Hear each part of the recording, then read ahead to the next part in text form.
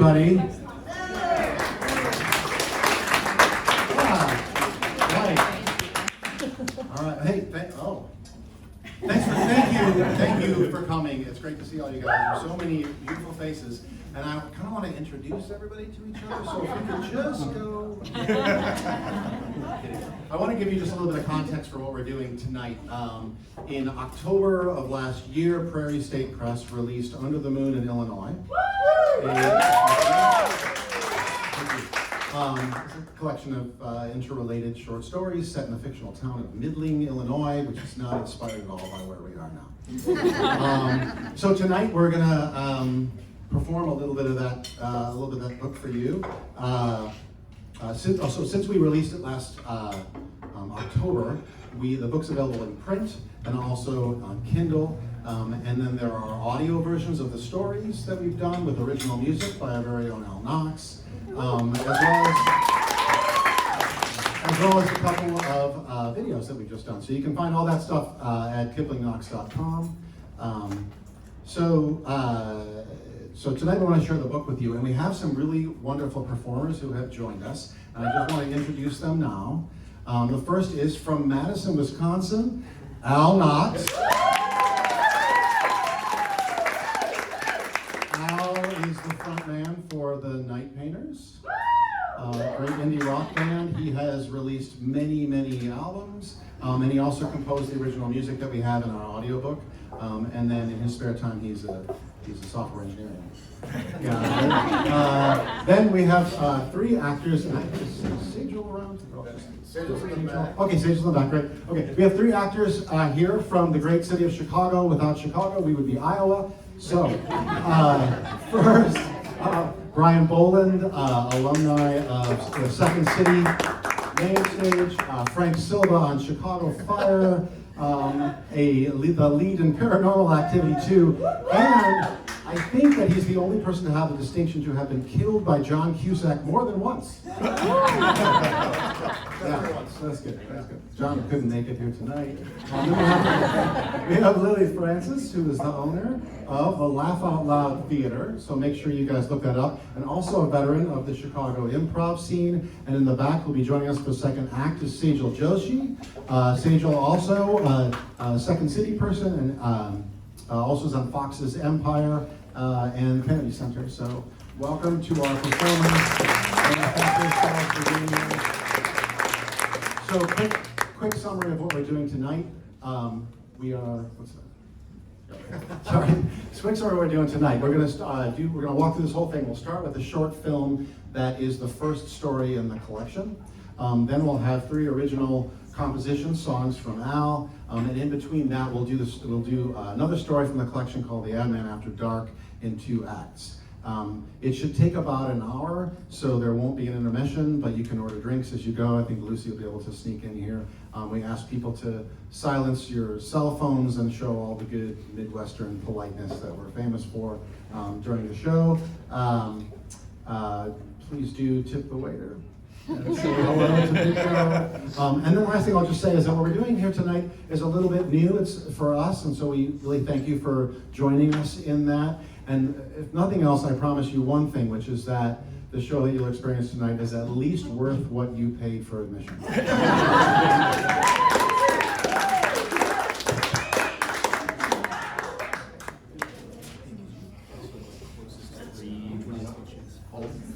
closest three. All down.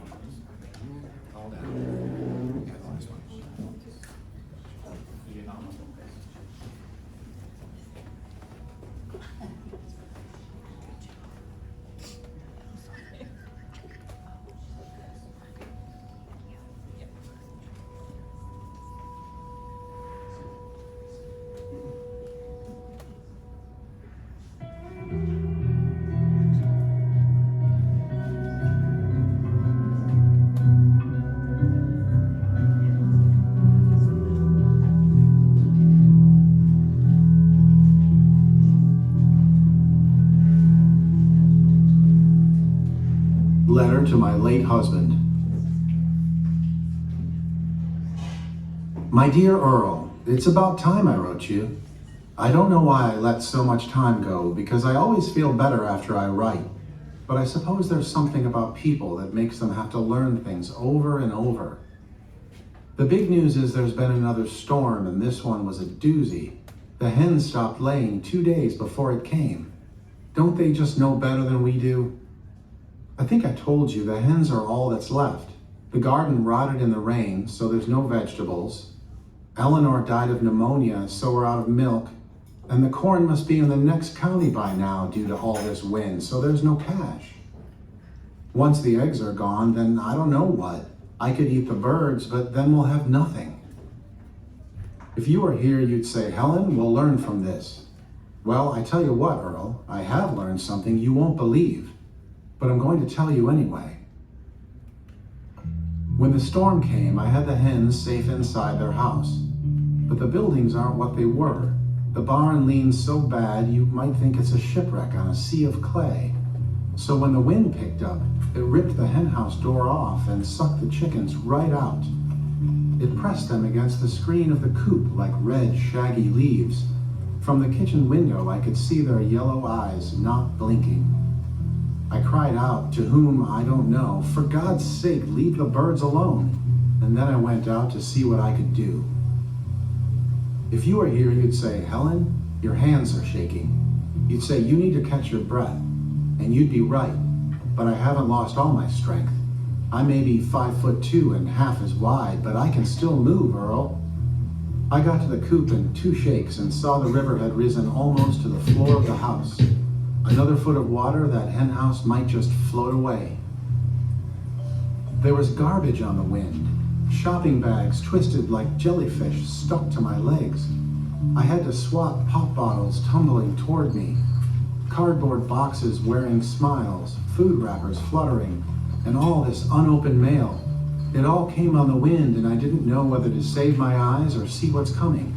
Well, I looked, and suddenly there was a big shelf. I barely saw the plank of pressboard with white lamination and peg holes flipping end over end. Then my lights went out.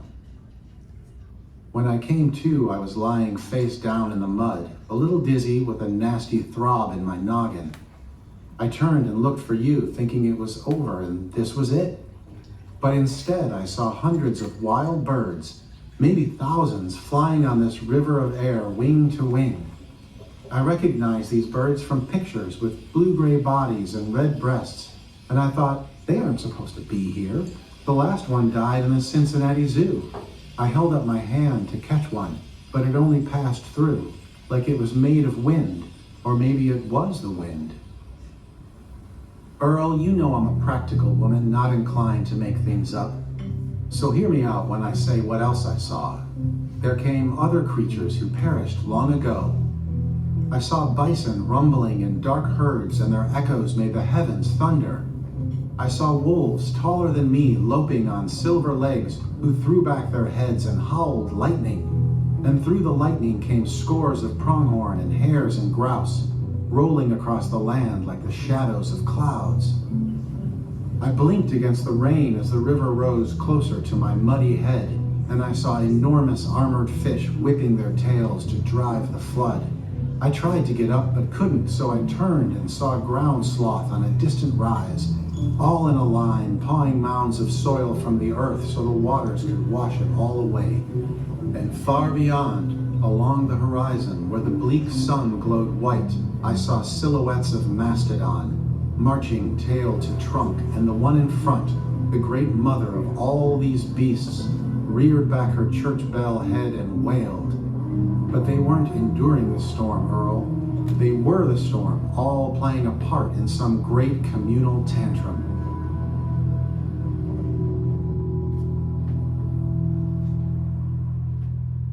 My lights must have dimmed again, because when I awoke it was just me and the hens and the weather. The flood had come and river water lapped into my mouth. I spat it out and breathed deep. And then I thought, well, if I do nothing, if I let this river rise on me, let this water fill my lungs, I might just join those beasts. I might just join you, Earl. And then I thought, why weren't you there? If these were all the victims of 10,000 years of progress, shouldn't people like you be among them? Didn't you always do your best? And when you got ill, we knew where the illness came from, so why weren't you out on the plain, stamping your feet, making it rain? I reckoned I'd find out if I did nothing. I reckoned I'd let nature have her way. But then I heard a croak behind me, a weak brock. I turned and saw the hen we call Emily still pinned against the screen. She shuddered and twitched and dropped an egg. It fell into the shallow water and rolled toward me, ushered by the wind. The man you admire the most said, "The hen never cackles until the egg is laid." This came into my head as I lay in the mud. We are all a bunch of cacklers who haven't laid an egg, except for Emily. And also that great man resolved that these dead shall not have died in vain. That also came into my head, which lay half in the river. And I realized that this wasn't much different. I heard myself say it out loud. Those beasts shall not have died in vain. So I got up. As the wind beat my body, I peeled the chickens from their screen like leeches from a bucket and popped them into their henhouse. One after another, I made them safe, and not a one has died. And then I came inside and wrote to you.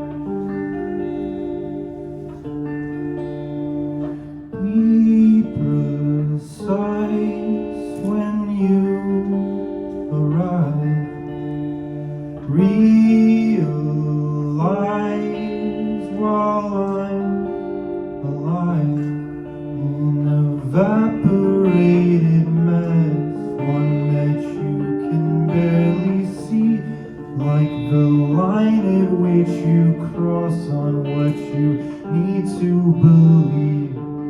Put a marker on a map and tell me where to go. Is it a glowing sign of what we don't deserve anymore?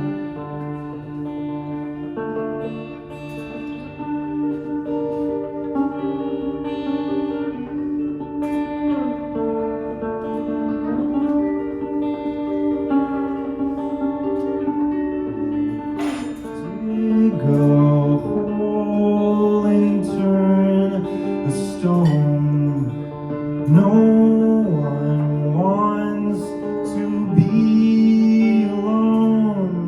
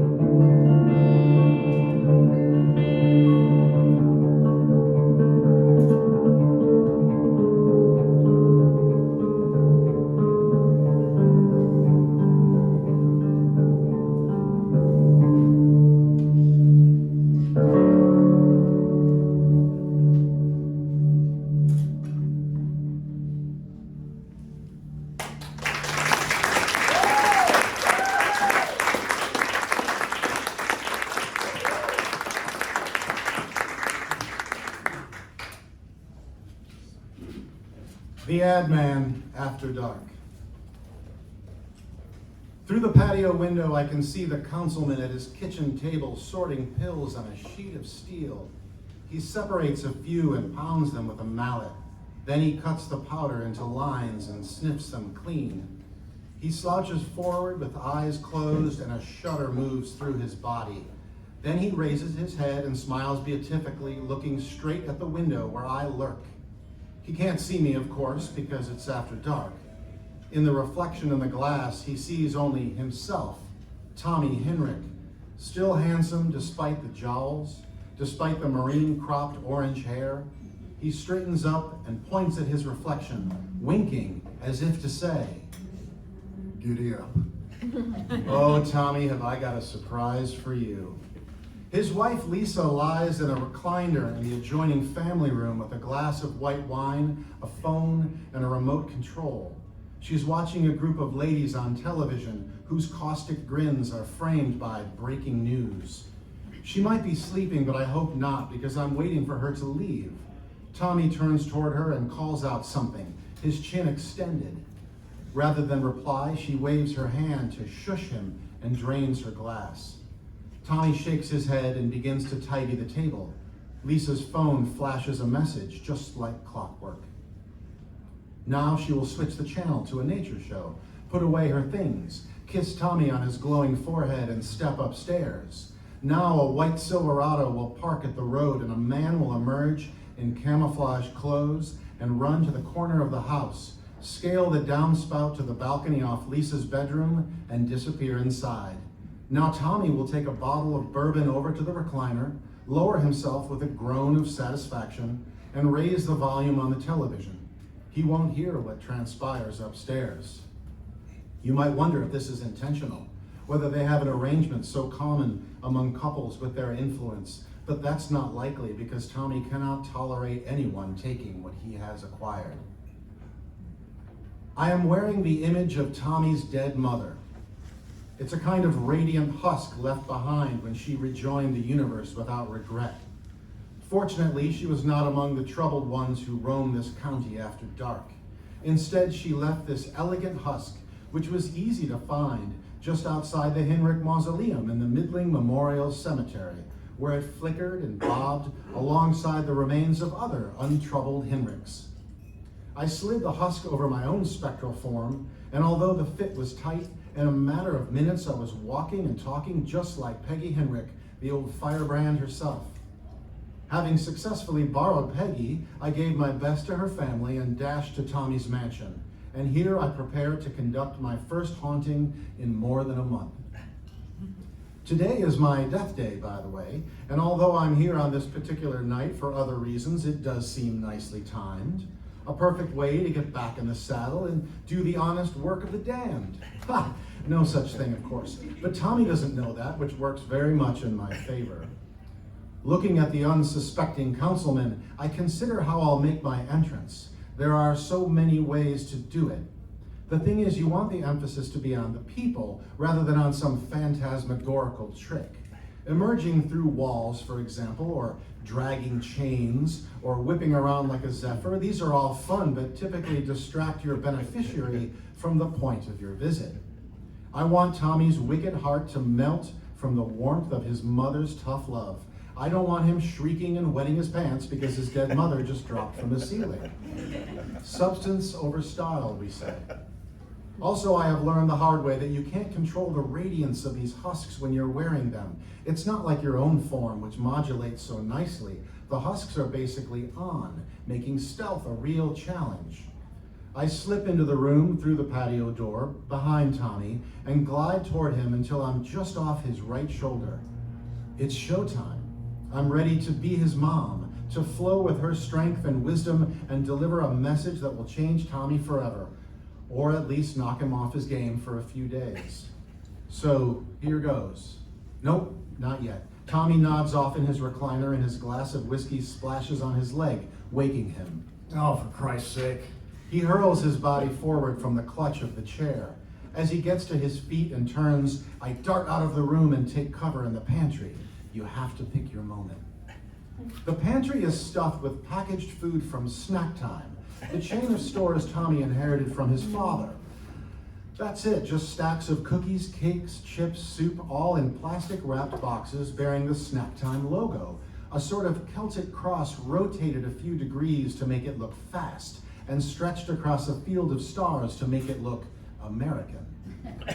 I should know, I managed that branding when I was an ad man. I might say with due humility when I was the ad man of Midland County. Snack Time, just like every other decent company around here, used my little agency to make a small fortune. Who would have thought I'd be hiding in the pantry of the son of Adlai Henrik, surrounded by all this immortal food product that I promoted, wearing the image of Adlai's wife? But here I am, and I'll tell you, things don't get any less weird after the dark of your life. I mean, they get much weirder, of course, in a spectral sort of way, but you don't really shed any of the weirdness of mortal life, which you'd think you would. I am thinking of Sheila, my granddaughter. She would groan to see all this poison stacked up neatly, and she would probably laugh to think that the royal family of this junk are eating their own product. To that, I would say junk food is the least of their problems. And Sheila, using the stare she has perfected as a reporter, would reply, "Is it?" But this conversation has not taken place because Sheila has never met me in life or after dark. I've never met any of my grandchildren. I didn't make it that long. Nevertheless, I have a gift prepared for Sheila, and one day if I ever earn the right to contact her, she might thank me. Because when she meets with Tommy tomorrow to interrogate him about his questionable voting record and the whole sidewalk shenanigan, when that interview happens, Tommy will be softened up. He'll be eating out of her hand. That is thanks to me and the surprise I have in store for him. So here we go. The councilman is back in his chair. He levels his eyes toward the television and raises his glass. I can hear the slurp of his lips and see his ears wiggle with the movement of his jaw. All is quiet. Now it's showtime. I glide into the room, stand next to the television, and say to my mortal beneficiary, "Hello, Tommy. We need to talk." He is completely still. The glass remains just below his lip, his shoulders slumped forward, his eyes fixed. Then those pink-rimmed pale blue eyeballs rotate toward me. He blinks. I was expecting more response. The silence is uncomfortable. "Can you see me, Tommy? Your mom?" As I say this, I'm questioning my voice impersonation, which comes from the husk, but requires some effort to get right, like tonguing a reed on a clarinet. Tommy whispers, Good Christ. but still he barely moves. His eyes flick to the television and then back to me. Perhaps we should switch that off. I cross my arms and drop my chin like Peggy would. Tommy places his glass on the side table. He grips the arms of the chair and pulls himself up, glances back at me, and then steps into the kitchen. Tommy, can't you hear me? Your mom. Oh boy. Oh, I can hear you, Mom. That's why I'm gonna fix some coffee and then, I don't know, maybe take a little walk until my head's right. It's not the whiskey, Tommy, or the drugs. Yes, I saw that earlier. They might make you a little foggy, but what you're seeing is real. Your mother. I'm back from, well, let's just say I'm visiting you in this life because it's important. Tommy loses count of the coffee scoops, dumps the filter out, and starts again. You have my attention. That's the problem. Then he looks up toward the ceiling and asks, Why would this be happening? There must be some reason. I'm not dreaming, right? Maybe a lucid dream? Is this what they mean by lucid dream? That's pretty messed up. Tommy, turn around this instant and address your mother with respect. This doesn't sound right when I hear it out loud. Peggy was formal, but she didn't spew cliches. Tommy continues, hands in pockets, staring at the coffee maker. I think it was some kind of prank, like a hack. But no way those dandelions can pull off something like this. I mean, look at her. Super real. He steals a glance back at me as I stand, hands on hips, head tilted. I try a different tack, recalling the speech Peggy made in the march on the courthouse back in the day. Son, I want you to know I'm here because I love you and I want to help you. Difficult times call for extraordinary measures. I've returned because it's important. Tommy pours coffee into his cup and sips it methodically. He blinks, smacks his forehead a few times, drinks some more, and then turns to face me. Sorry, Mom, but to be honest, you were always sort of full of shit. So this doesn't really surprise me. Okay, I've talked with you.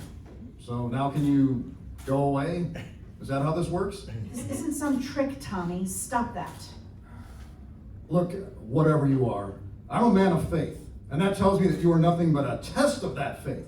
So you can keep talking and glowing or whatever, but I call thee an evil vision, and I know with faith you will go away and Save the bullshit, Tommy. I know you too well. This has nothing to do with faith. This is science. Well, sort of. I mean, science will eventually catch up, but okay, never mind that. What was I saying? Tommy narrows his eyes and watches me. This is not going well. I can tell the voice sounds funny to him and my word choice is probably off too. That's a crack in the illusion. And once there's a crack, I need to take bolder measures. I decide to cross a line we are advised not to cross. I look toward the pantry and summon my energy, realizing that the channeling of energy will increase the radiance of my own form, possibly glowing through Peggy's husk. I command Tommy. Look into the pantry and tell me what you see. He frowns with skepticism, maybe a little disdain. The pantry. He shrugs, sips from his mug, and looks over.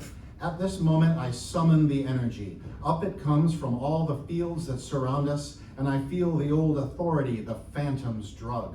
I direct it toward the pantry, and before Tommy can look away, the stacks of food burst from their shelves and drop to the floor in a mess. Tommy staggers back, sets his cup on the counter, and says, Jesus. and then the front door bursts open. Both Tommy and I turn to see. No doubt he thinks it's part of the haunting, and I'm thinking, now what? Jess, his teenage daughter, stands in the foyer. Her lovely hair is matted on one side and contains a few sticks. There's sand on her knee. She's holding her phone. Oh, hi, Dad. What's up? I dart into the pantry before she can see me. No, wait, this mess will attract her attention. I improvise and ascend to the ceiling so I can zip into the living room out of her sight and then drop back beside the television. Unfortunately, Tommy sees this trick because he's switching his gaze between his daughter and me, and he's looking very unstable and unwell. Oh, God, Dad. Are you wasted already?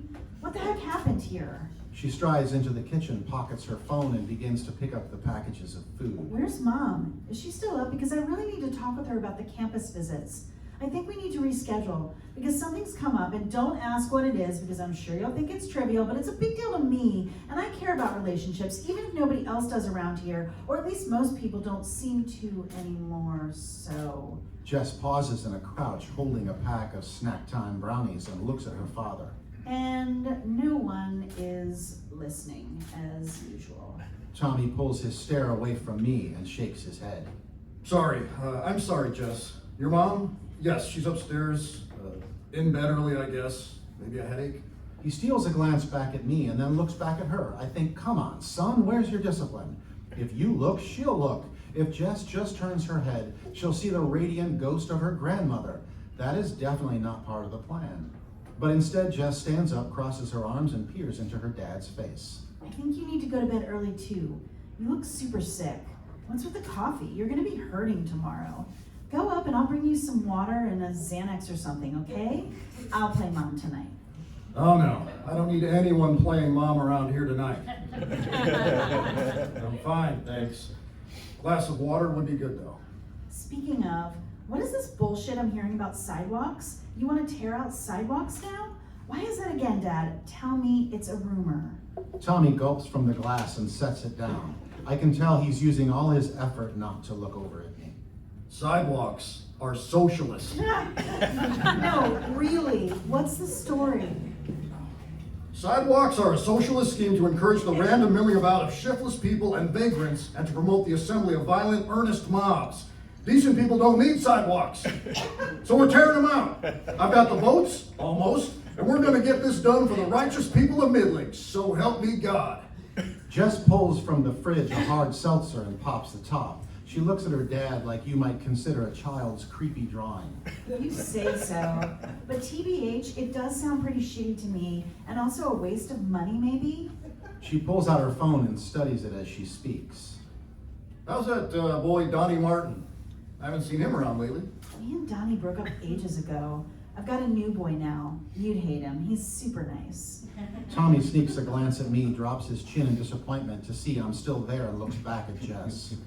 Well, you'll have to tell me all about it. Right now, I need to sit down in my chair and catch up on a few things. You heading up? Jess is already walking away, looking at her phone. Yeah, I'll see if Mom's up. Tommy turns to look at me. His arms drop to his side and his mouth hangs open, slightly. Now what? Upstairs, we hear the slam of a door. Oh, Mom, really? Oh my God, that is so gross. With Dad right downstairs. Tommy looks toward the noise, shakes it off with his head, and looks back at me, waiting. I suppose it's worth reviewing some of my failures. That's how we learn, and I've been on a real learning streak. Let me start at the beginning, or you might say the end. At the height of my career, I had landed a client in the lucrative corn syrup trade, and we were shooting a commercial in a field a few miles outside Midling.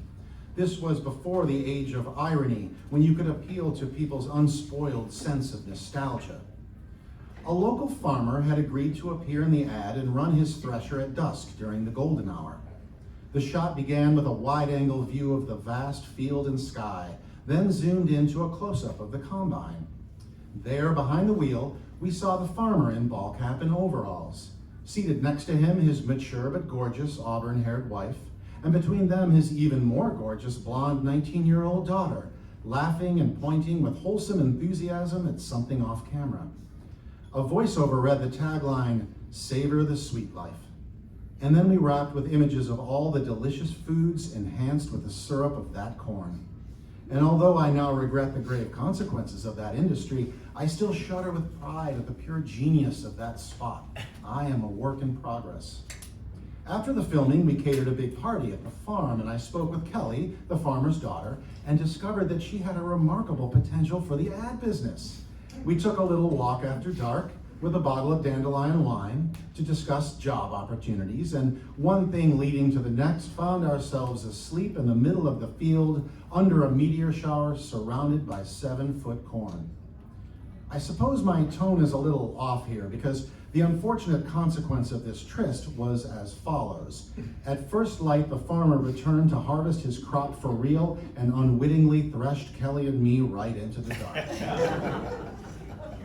The next thing I remember, it was night again, now on a barren field of stubble, with the lights of police cars flashing on the horizon and a strong southerly wind blowing.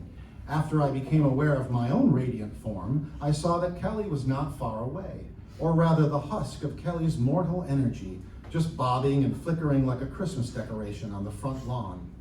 I went to her and found, through a process of investigation and ingenious curiosity, that I could assume her form. Wearing this spectral disguise, I felt an overwhelming need to do something. It was my first encounter with that sentiment we call remorse. A 19-year-old girl was dead, and I was to blame. It was impossible to imagine the grief her parents suffered. They must be recalling the last words they had with Kelly. Perhaps, "Don't be late now," or "Skeeters are nasty, you want some bug spray?" They must regret not saying something more profound or sentimental. Maybe I could help them wash away that regret. Maybe allow them to have some final words. It was the least I could do, so I went to them in Kelly's husk. I could see through the kitchen window Mr. and Mrs. Farmer sat at the linoleum table drinking coffee. The police were gone and the place was quiet except for the shudder of their frame house in the wind. I drifted up the poured concrete steps, went right through the front door, and stood beside them at the table. Mr. Farmer leaped up from his chair, tipping over the coffee cups. Mrs. Farmer rose too and came to me, in the form of Kelly, and said, "Oh, honey, is that you? I just knew it couldn't be true." Then she wrapped her arms around me and came up with nothing. She stumbled in the lack of resistance and then staggered away and screamed. Mr. Farmer reeled backward with a look like he had just seen, well, a ghost. It only got worse after that. The farm sold in 3 days to Adlai Himrich, and no one ever heard the true story because we don't talk about things like that in places like Midland County. So that was my first failure. But in the process, I discovered this unique form of haunting. The premise of the trick is this. You assume the identity of someone who, while they were living, had great influence over your mortal beneficiary. In that guise, you haunt the beneficiary, open their mind in a state of terror, and put into that open mind some wisdom, some seeds of better living. This is the hypothesis I've been trying to prove, and someday I hope I'll do some good with it. But it's hard to call my subsequent efforts good. For example, there was the new editor-in-chief of the Courier, who was hired out of Knoxville after an English media company bought the paper. I visited him with the husk of his late journalism professor and tried to convince him to stop predicting all-out war in Middling over zoning disputes. Despite my protestations, or those of his professor, he took the visit to be a sign that the end of days was nigh. He cut all news reporting and replaced it with nothing but inflammatory editorials and opinions, plus sports and weather. Not long after, there was the school board president, whose 7 children did not technically attend Middling schools. I visited her with the specter of a child lost to violence, hoping to convince her to endorse a weapons ban in school neighborhoods. Instead, she called me, as the child, a messenger of demons sent by some earnest sorcery. Instead, she launched a program to subsidize semi-automatic pistols for crossing guards and lunch ladies. That's just 2 examples. Haunting is hard. After each failure, I confess, I sulked a little. I spent a lot of time at the cemetery, walking aimlessly among the monuments and glowing husks of all the lucky so-and-sos who went into the dark without regret, with no open issues. Some nights, especially when the moon was bright, I would drop to my shimmering knees and press my fists against my eyes and scream things like, "What am I doing wrong?" or "Can I just get a break here? I'm trying to do some good." And then I might sob a little and say, "Oh, who am I even talking to? This is ridiculous. I am ridiculous." A few times, stoned college kids witnessed my tantrums and pointed with delight, covering their astonished mouths, thinking they were keeping quiet, which they were not. These were my worst moments because I had been reduced to a clown whose messages were nothing but a thrill for wayward youth. I had a much higher purpose in mind, needless to say, and I was falling so horribly short of it. I had known failure in life too, and this made my haunting debacles even more painful. I've told you I was the ad man of Midland County, which is true, but you wouldn't have to look hard to find embarrassing failures. I mean, when I convinced our local pet food company to release a brand of snacks called Doggy Style, what was I thinking? Or how about the 30-second spot for our Chevy dealer where he painted his family's faces red, wore feathered bonnets, and proclaimed to the camera, "We make fair trade." I sulked after those disasters too. In life, I drank, but now after dark, there's no booze, so I find comfort and inspiration by visiting my grandchildren. They don't know I'm here. In fact, no one has seen my true spectral form, the ghost of the ad man. I worry it might ruin my whole scheme, but more important, a visit from me would only be useful to someone who respected me in life, who might listen to my advice, and I'm not sure there are any such people. My best hope is my grandchildren, who never knew me, but might fondly recall a story or a photo. But first, I need to master this haunting trick. Meanwhile, I like to see the kids doing their lives in the unself-conscious way young people do. I like to watch my grandson Felix walk along the river, recording song lyrics into his phone. I like to see his cousin Andy doing odd jobs, staying busy to drive away his demons. But most of all, I like to see Sheila, in all her controlled and benevolent fury, facing injustice like a heroine stands against the hot breath of a dragon. Mostly, I see her typing. On her laptop, on her phone, on a terminal at the library, she types and types, posting stories to her independent news site, holding officials accountable, exposing criminals in power, celebrating the achievements of the good-hearted. But sometimes I catch her in the field, intercepting legislators at lunch, photographing schemers in warehouses, climbing fire escapes and silo ladders and bell towers. Always climbing toward the truth, she runs and stalks and climbs and types. I like to think Sheila inherited some of her admirable traits from me. We both made a living telling stories after all. It's just that hers are true and don't pay much. And she falls into gloom now and again, but always gets up afterward with even more resolve. And we both have a temper. I wish she hadn't taken that from me. That worries me. So I'm going to help her.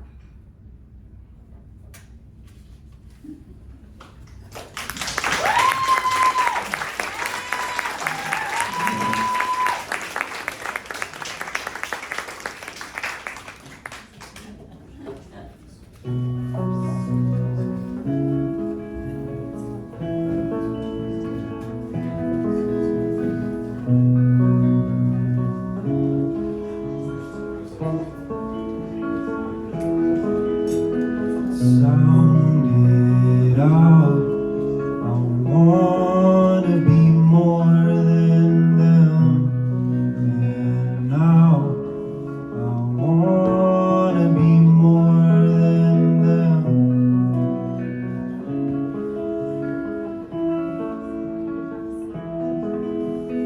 I don't want to, but I need to. I don't want to, but I need to sound it out. I wanna be more than them. And now again.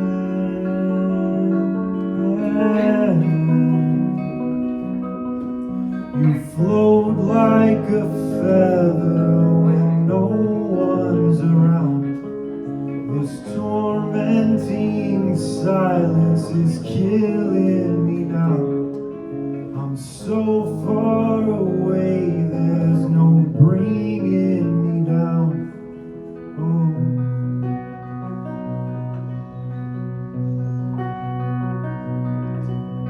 Sound it out. I wanna be more than them. And now I wanna be more than them.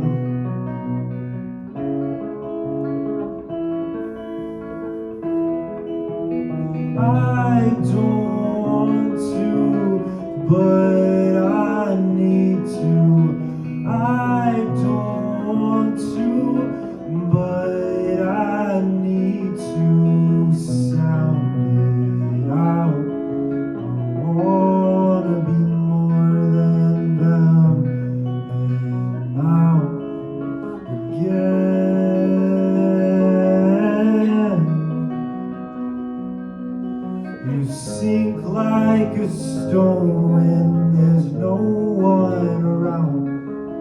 This tormenting silence is killing me now. This weight on my shoulders is bringing me down. Oh.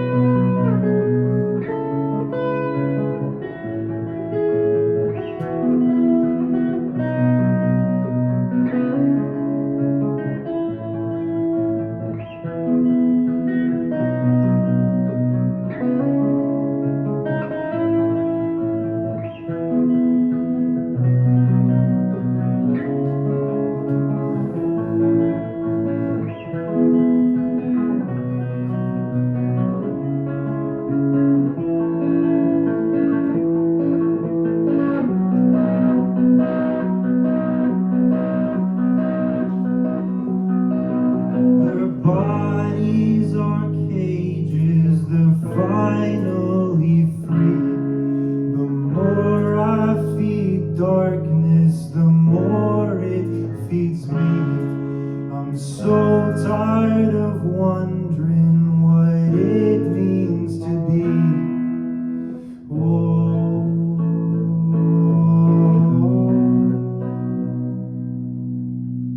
Alive.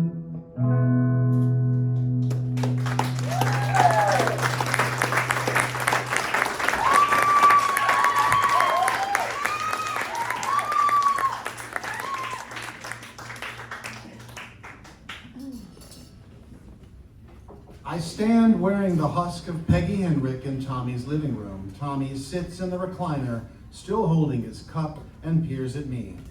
I'm gonna sit down, Tommy. I lower my form to the coffee table, sitting like I imagined Peggy would. What are you? Maybe some kind of hologram? I know they're doing that shit over at the research park now. But there would have to be little projectors or something, right? Freaking dandelions must have broke in here. Or maybe Lisa let him in accidentally? Tommy, I'm your mother. I'm not a hologram or a prank or a dream. I'm really real and right here, and I've come to help you. I want to talk about the sidewalks. Ah! Breaking sidewalks? Okay, now I know you're an earnest trick. Everybody with their obsession with sidewalks, for crying out loud.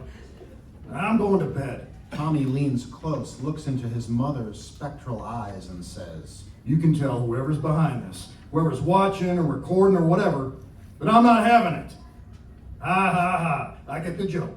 Great job, you nerds. Now it's over. He thrusts himself out of his chair. I can't even convince this jackass that I'm a ghost, much less change his mind about public policy and soften him up for Sheila. This was supposed to be an easy one. I abandoned my script and improvised. Tommy, when you were 8, you had a black and yellow checkered cape you wore to do bad magic tricks. You put on a show at school, and the Radecki brothers dragged you around by that cape at recess. And you came home and cried, and I washed your face and let you eat a whole box of snack time brownies. He pauses, not quite standing up yet, and stares at me. How do you know that? Because it's me, Mom. What I don't say is that the brownies were a lucky guess. The rest of the story I heard from my son Winston, who is Tommy's classmate. Those goddamn Radeckis. I had the last laugh with them. Ran their auto shop right out of town. And you cried the night you pulled their loan, didn't you? Because it brought back all the memories. Now I'm going way out on a limb. Tommy nods, his eyes focused in the middle distance. I did, Mom. But you were already gone. Did you see me? It worked. I always see you, Tommy. I'm always watching over you. And usually, I don't want to meddle, but this time... Oh, Mama. I was not expecting this. His face is wet and he leans toward me, his arms wide. I move away from the table. Get a hold of yourself, Tommy. You're a grown man. Not that it's bad for grown men to cry. Of course, they should get comfortable with their emotions. I mean, emotional repression is what's behind all sorts of problems these days. But you can cry when I leave. We need to make the most of my visit. Okay. Okay, Mama. What do you want me to do? Just say the word. I own this town. I can do anything I want. All right, here's what you want. Then the doorbell rings. Tommy stares at me with an exaggerated look of terror. We pause, motionless. The doorbell rings again. Tommy looks toward the hallway, though there is no line of sight to the front door, and then looks back at me. I hold up a finger for him to be calm. The doorbell rings a third time. From the stairs, Jess says, Doesn't anybody answer the door around here? Tell him I'm not home. Jess opens the door and says, Oh, hi. There is another voice. It's Sheila. It's Sheila. If I had a heart, it would pound. It would swell with sadness and worry and excitement, but my lack of physical heart doesn't matter. Strangely, I still feel all those feelings. What do I do now? I know only one thing. I can't let her see me. Not the husk of Peggy, certainly, but especially not the sad grandpa inside. Hey Jess, is your dad home? Can you get him? I think he's busy right now. I can wait.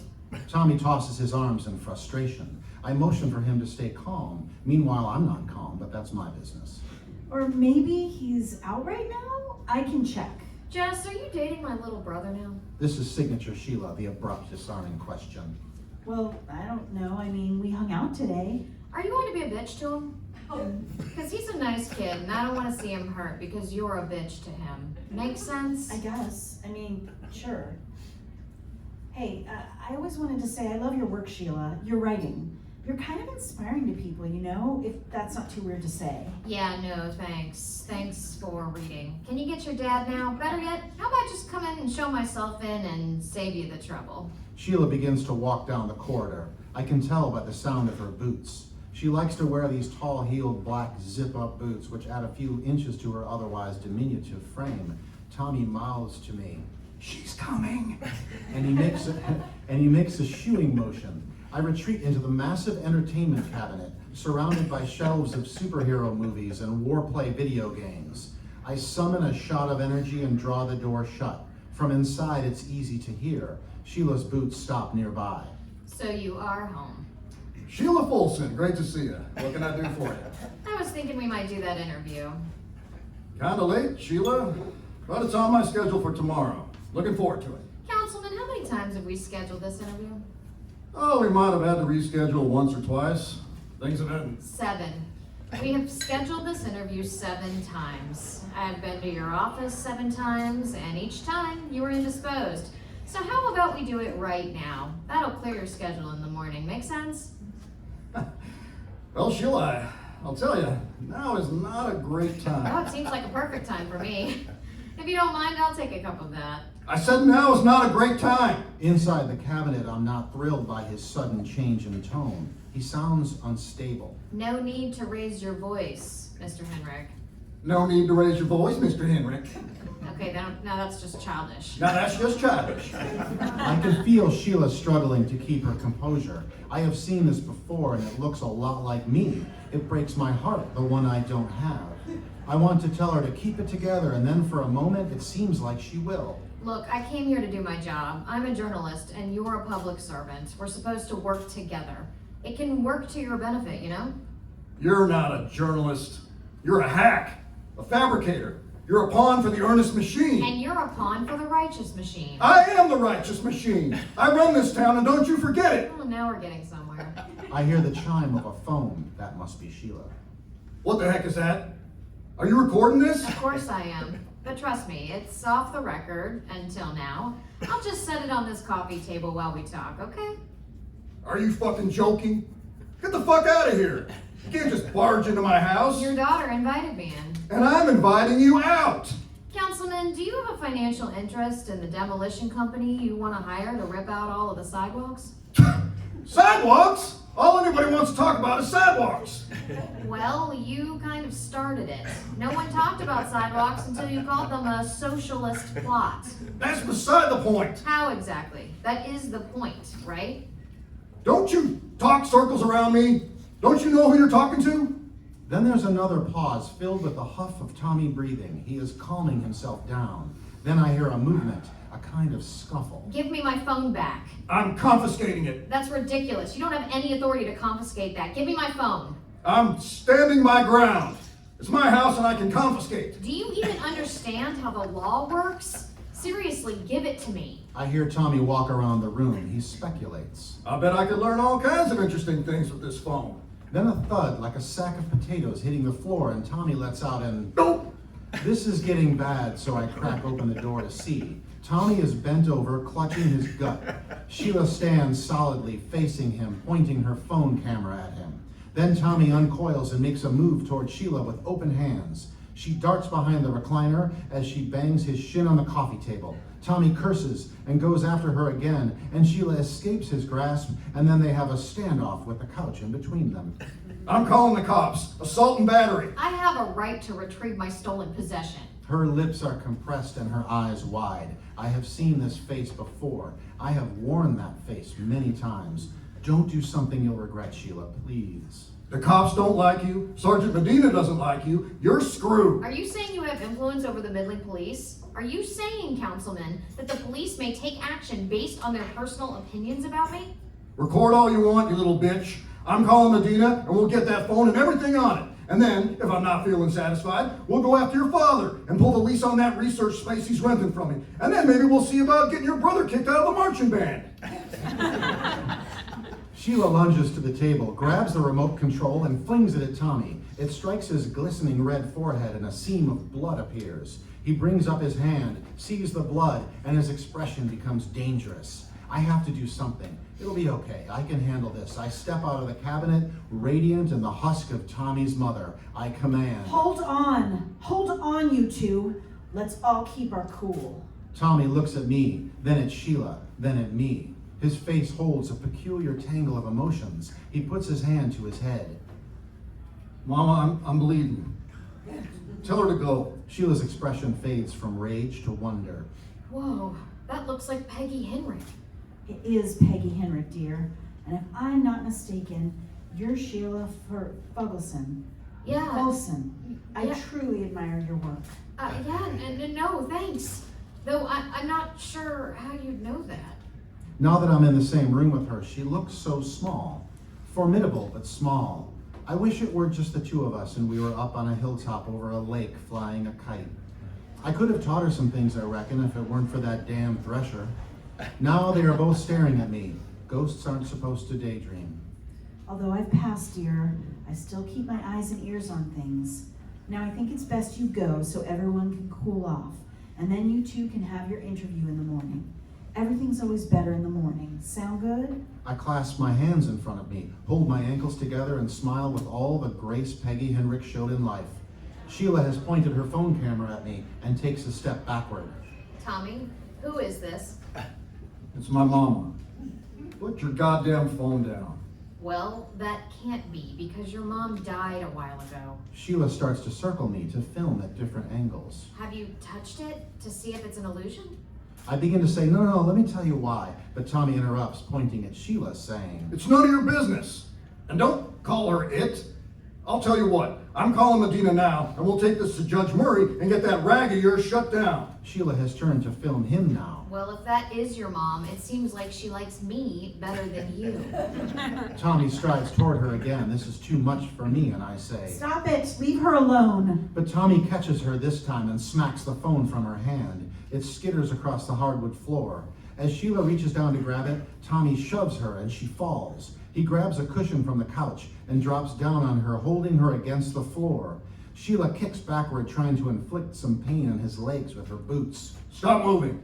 Stop moving! Get off me, you fat fuck! She reaches toward the hearth where a set of brass fireplace tools hang. I feel as if I'm watching a horrible movie, or better yet, one of my failed ads after a focus group tore it to shreds. I suddenly see what I've created. What once was genius is now grotesque and banal, with all the filthiness and asymmetry of regular life. A result exactly the opposite of what I intended. What do? I summon the phantom's drug.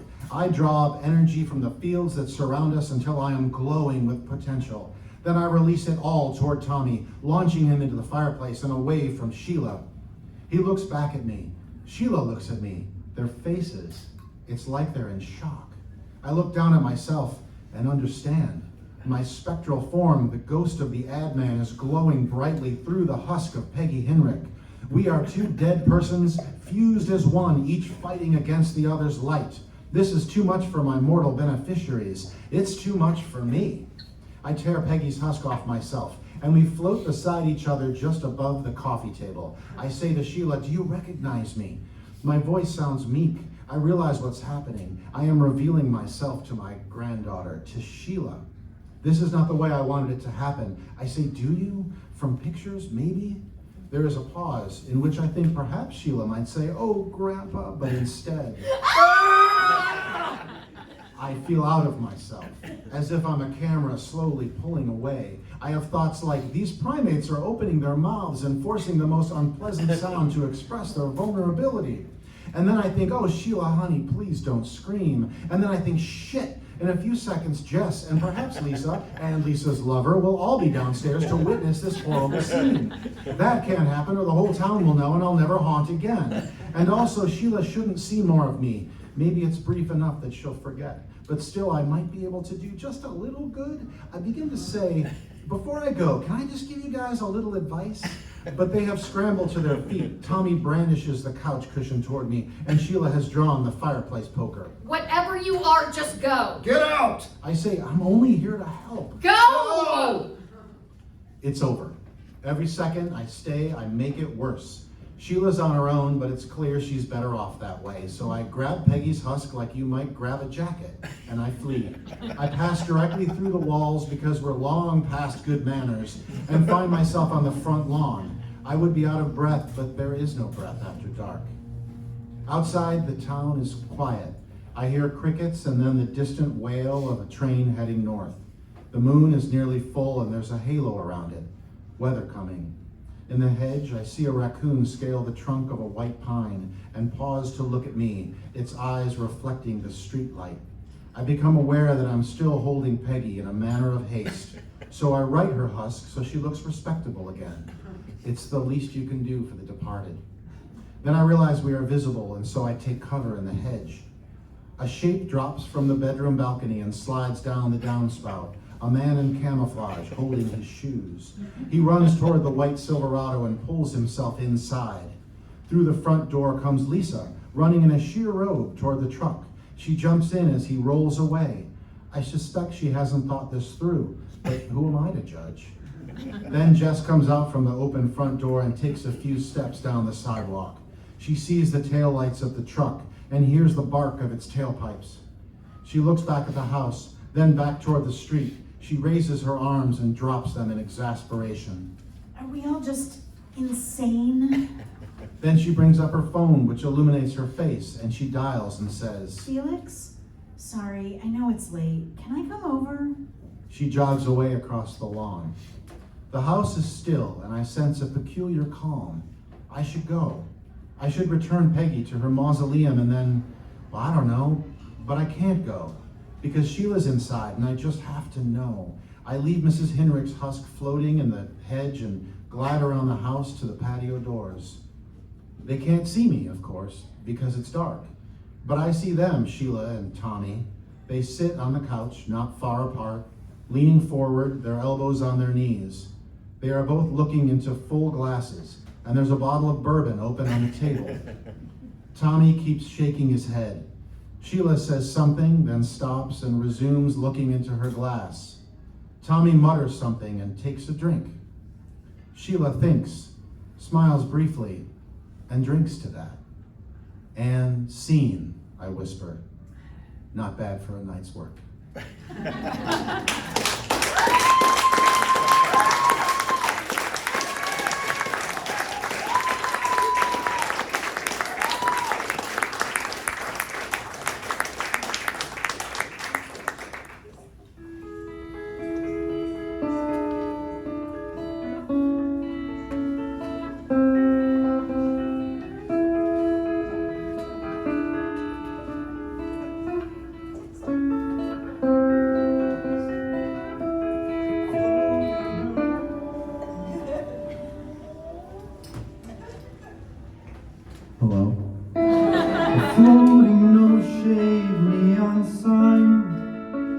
feeling it'll be alright. No one knows just what it's like to feel the end deep inside. Why can't we know when we gotta go? A day when Sunday is feeling slow, a chance to wonder and douse the light, chance to feel it'll be alright.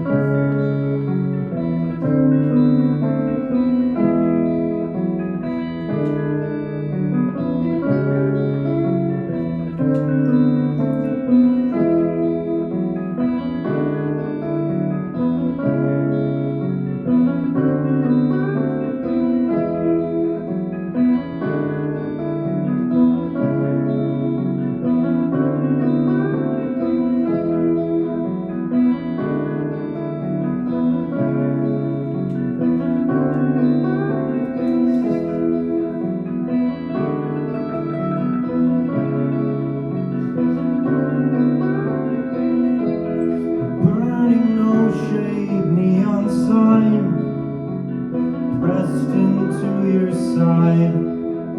You let it like they always do, but who else can lead the blind? I'm tired of losing and feeling numb. How will I hear when the sirens come?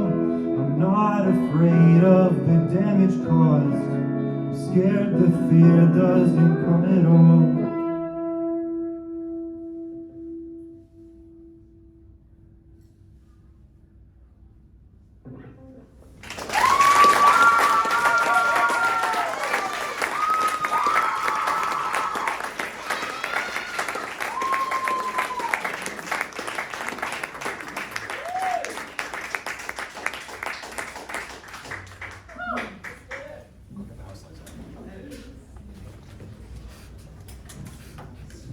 That's it?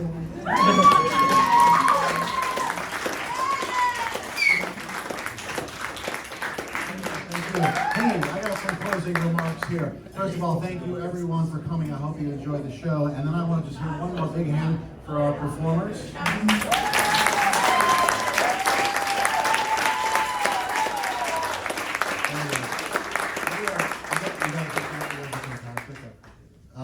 Thanks to Big Grove. I don't know if any of the Big Grove people are here, but yeah. This place is really great, and they were super helpful in supporting us doing this night, so I think it's great. I hope you come back and spend money.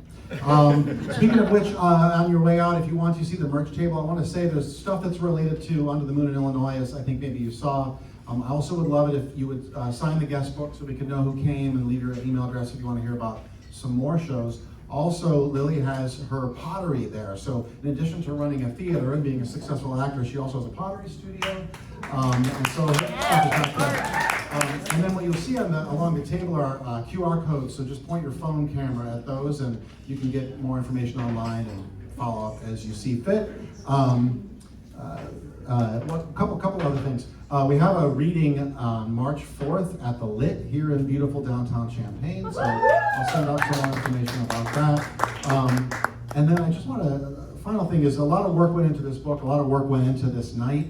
And it's something I think we're all really proud of, and we think it's pretty good, and we're excited about it. So I have a favor to ask of all of you. If you read the book, which I think you will now, and you like it, leave a review on Amazon. That makes a huge difference in what we're trying to do. So that's it. And Goodreads too. We love Goodreads.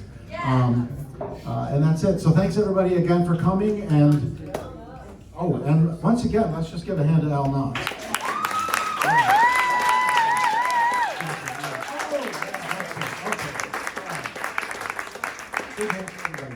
in addition to that, that was a good reminder. Al's music is online, and you can buy it, you can also stream it, and so he also has a placard up there. If you point your phone at that QR code, you'll also get to Al's music too. And that's it, so thank you, everybody.